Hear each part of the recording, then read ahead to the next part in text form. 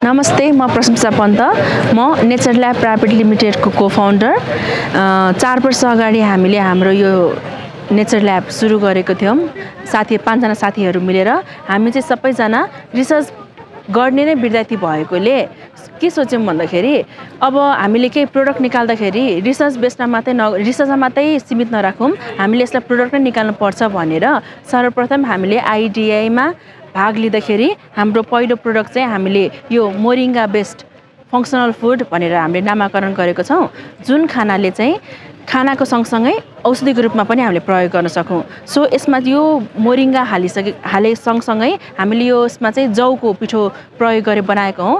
यो चाहिँ mainly diabetes भएका जो चाहिँ सुगरका बिरामीहरू हुनुहुन्छ उहाँहरूलाई भने फोकस गरेर बनाएको हो। तर यो बिस्किट चाहिँ अरू के भन्छ हेल्थ कन्सियस मान्छेले पनि प्रयोग गर्न सक्छन् है।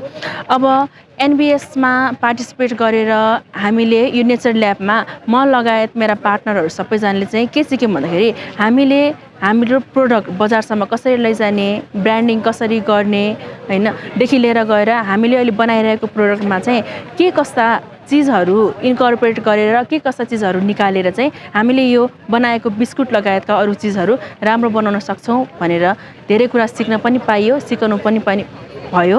त्यसको लागि एनबिएस टिमलाई धेरै धेरै धन्यवाद दिन चाहन्छु। Thank you.